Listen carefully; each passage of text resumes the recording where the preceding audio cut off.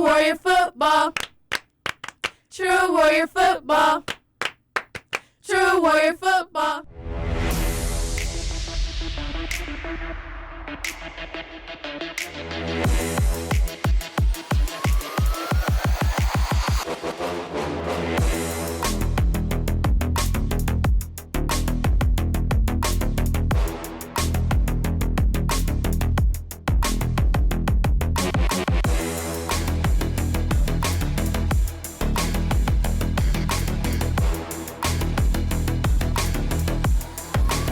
You are listening to True Warrior Football Podcast with your host, Corey Kid Smith. Welcome back, ladies and gentlemen. Welcome back. I'm your host, Corey Kid Smith. You're watching another great episode of True Warrior Football. And man, the Warriors got their first win of the season, made the business trip up north to Warsaw, took on the Tigers up there for the second straight year. Last year, we shut them out. This year, got out to a 21-0 lead, ended up winning 28-14. Nice little battle. I love the adversity that those guys took with them up there, took care of business. One of the things I do love a lot, though, and this is something we did not see a lot before 2022, actually. 2022, sophomore quarterback Jewel Jago and another sophomore quarterback in Keith Jackson at the time. Those two guys came in, started games, won games for the team, home and away. But they were two guys as sophomores, something that we hadn't seen at the quarterback position for just about 20 years or so. And those guys came out there, and it's been, I want to say, I ain't calling it a trend, but the next year after 2023, we had my guy Anthony Dennison played a lot as a freshman, I should say, won some games. And then last year he played a lot of games as a sophomore as well, won some games for us. Moving on to this past Friday night, another sophomore, Jack Quillen, comes in, first official start, and he plays very well on the road, composed, made some good passing plays. This pass right here was great. Moved the ball down the field. This touchdown right here to Zachariah Wallace right before half to put us up 21-0. This great passing plays. And most important, when Jack is able to develop and get things going, I think he can be a very special player. Not saying the other guys on our roster and Joe Goss and Anthony Dennison aren't capable of delivering some plays. But what I saw from Jack on the live stream against Warsaw Friday night was very intriguing. Like I said, I'm very much looking forward to seeing how his growth will be. But, man, look, Warren Central, for as long as I've loved this football team, has been a run first, run second, run third, and run fourth down if we need to. And, man, the offense got rolling really well. Keon Thomas had he had his best game. There's a reason why so many colleges, so many universities want this young man to be a player for them. He showed it. I think he had like 173 yards rushing on the night, a hat trick, 3 touchdowns. Hey, my hat's off to you, Keon. Keep doing great things. Matter of fact, Jack Quillen had over 100 yards passing in the touchdown as well. Just great things right there. I think that was Keon makes his he has just about 300 yards rushing on the season and 4 touchdowns. 4 of our 5 touchdowns we've scored, Keon has scored 80% of them. So that is very, very good to see. Offensive line did some very great things. Run blocking. Hey, look, we go up there, we take care of business. Defensively, we had one of our guys back. Jeremy Finch Jr. was back and wrecking shop. Absolutely wrecking shop. But he wasn't the only one, all right? Shout out to Farrell with this great interception here. Also, shout out to Sean Fox, Zachariah Wallace. I mentioned Andrew Winkle as well. We got some guys here that are slowly but surely coming along. Like I said, I knew last week we played well, but we could have done better. We were missing Finch. We were missing Elkins Steele. Hopefully Elkins will be back this week. But look, we aren't a finished product yet. We still aren't a finished product. We're still building, okay? We are still building. Like I said, this season, and I'm going to say this multiple times a year, I want us to improve, but I don't care about wins and losses outside of Ben Davis, because I always want to beat Ben Davis, and the regional championship. That's all that matters. That is literally all that matters right now. If we are going to compete, we're going to get back into being a top tier program where we once were, where we are a program where, we're routinely winning 10 plus games, where we aren't just beating up on the has-beens and the lowlights on our schedule, then we have to constantly, steadily improve from game to game, from week to week, and get better. And that's what I saw. And now moving on, all right, we're past Warsaw, moving on to North Central, the so-called feel-good story of Indiana football, all right? They got a new head coach this year. I didn't know that until about 2-3 weeks before the season started. Derek Hart, Warrior legend, guy I love, who's won us the state championship back in 2009. He had been the head coach for the prior 2 seasons. And unfortunately, the situation just wasn't great for him there. He's moved on. But during that time, they went 0-20. I hated that for Derek.